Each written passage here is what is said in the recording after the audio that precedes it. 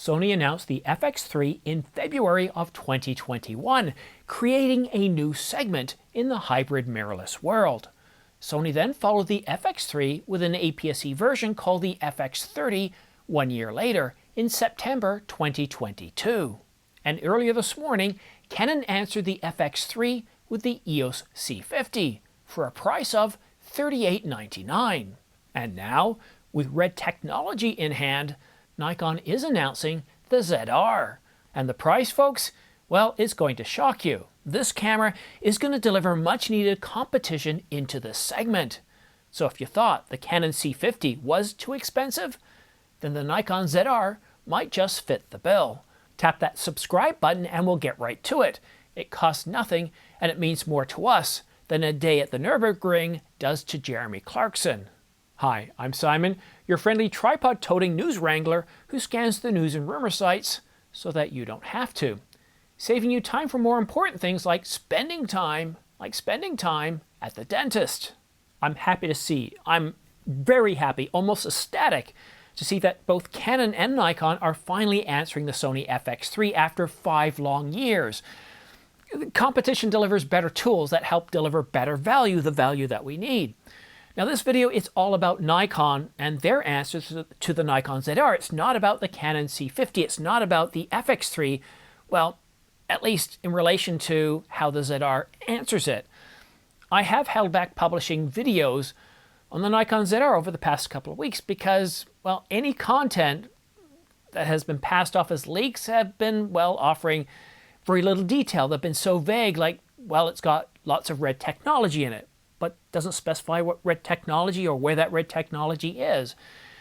So I hate putting out information that doesn't provide you with any sort of detail that you can count on.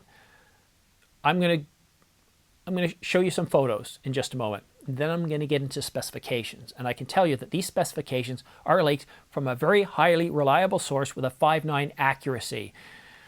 We've got pricing. We've got the announcement time, because what you've been hearing isn't correct. And we've got a full list of specifications. There's some things I don't have. Oh, hold on a minute here. Hold on. Okay. Now, the one thing I don't have any information on, folks, is the storage, but we can talk about what the rumors are in that regard. Okay, well, I've got some photos and some specs, so let's get right to the photos. Now, if you are interested in pre-ordering this camera, the Nikon ZR, from Adorama or B&H, I do have one request, and that's that you use my smart pre-order links. I've got them in the description down below, these guys right here. It really helps support this channel. This channel is very much viewer supported. It means an awful lot to me if you're purchasing from there, if you could use these links. It really does help this channel out. Not only that, they're the smart pre-order links. So what you're going to see is we have multiple SKUs here from Nikon. So when you go ahead and use these smart pre-order links, it's going to show you every single SKU so you can see the price. But not only that, quite often Adorama and B&H will also provide you with other options. So you don't like the kit lens? Well, how about we offer you these kit lenses with these different prices? So that's why these smart pre-order links help you. You can see everything at once, pick the one you want, pre-order it, and then that way you can get in the queue faster than anybody else, and that saves you a bit of time. One other thing about time, if this camera is really, really popular, and it sounds like it's a pretty good camera, well then we could see some sellout situations because we've seen that in the past. If you're on the fence, pre-order, note the shipping date, and then if it's not for you, you can always cancel later on. But if you decide that you want to follow through with it, well, you're already in the queue. Right, now it's time for the photos. The Nikon ZR looks like it's got the exact same footprint as the FX3. Unfortunately, the resolution is too low to garner much about the buttons and their functions. I even tried ChatGPT and all I got back was gibberish. However, in this view here, you can see the flippy screen, and maybe it's just me, but it looks like it might be just a little bit different, a slightly different design. Maybe based on a Sony, like a 5-axis or 4-axis LCD? I really can't be sure. Now, a big thanks to my source. My source was able to validate a lot of the leaked information that you've been reading over the past couple of weeks, giving me more information than what you've seen out there, being a bit more specific, and of course providing us with US pricing. But there are still some holes. So if you happen to have any information that you could share with us about this camera, the Nikon ZR, or even any other upcoming cameras and lenses, then please email me at simondyates@gmail.com. Your confidentiality is guaranteed. That being said, now for the specifications. As you've heard many of the rumors, they're talking about the Nikon ZR getting a 24 megapixel partially stacked sensor. And that is correct, but what I'm hearing from my source is that that's going to be fused with RED's color science and 15 plus stops of dynamic range. Now this should make a lot of Nikon customers very happy. The Nikon ZR can also do up to 60 frames per second in 6K, and that's with RED Code RAW. And we won't see a lawsuit this time around, folks. We also get RED Code RAW, R3D, and Nikon RAW. And this is something I wish I had in the R5, and that's 32-bit recording, 32-bit audio recording. And I'm happy to say that that is in the Nikon ZR, along with dual built-in mics, dual ISO, although I don't have at what levels the dual ISO kicks in. And could it be similar to the Canon C50, which has 800 and 6400? Could it be 800 and 12,800? We don't know at this point, folks, but we will know soon enough. Now, the display, and maybe one of the reasons it looks different is because it's quite a large 4-inch DCI-P3 LCD, and it's got built-in 3D LUTs. Like the Canon C50, the Nikon ZR has dual card slots, but I was unable to get, as you heard at the beginning, I just got a message coming in, I was not able to validate what type of card slots they are. Now, the rumors are saying that it's going to have a CF Express Type B card slot and a micro SD card slot. And if that's the case, that would be Nikon's way of saying, just use the micro as backup, don't use it for production work.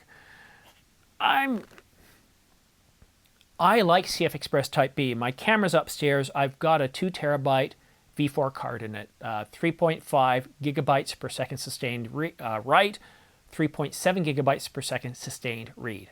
It's absolutely incredible. If you're out shooting, I was on a trip, I brought back 1.1 terabytes of storage shooting Vancouver, shooting some whales, not shooting them literally, but with a camera, of course, and I got some incredible shots. But when it came time to actually transcode and migrate off, well, I'm glad I had that faster speed. So I really do hope that the Nikon ZR does have a single CF Express Type B card slot, and based on the price point, which we're going to talk about soon, it's not out of line with what Nikon's done in the past. The Nikon Z6 Mark III, for example, and some of their other cameras. But I was unable to validate the storage at this point. Okay, now this I wasn't ready for. The announcement takes place at 3 a.m. That's September the 10th, tomorrow. That's Eastern Daylight Time, Toronto and New York time. Unfortunately, I'm not planning on doing a live stream for several reasons. One, as there's no way I'll be able to stay up late enough. And if I do go to sleep and then wake up, I'm going to be exhausted. That's not the final nail in the coffin. I didn't know the time until just about an hour ago. So I wasn't able to do any planning, get things set up, get some guests. And seeing how early I'm doing it, well, I would have loved to have got some of my friends from Australia to come in and do a live stream with me and be part of my expert guest panel. So, anyhow, the next bit of news is good news, and you're going to be surprised, pleasantly surprised. The Nikon ZR will retail for, this is a moment for a drum roll. Are you guys ready? Because this is the actual US price, what we're going to pay in the United States, US pricing. I'm kind of surprised here.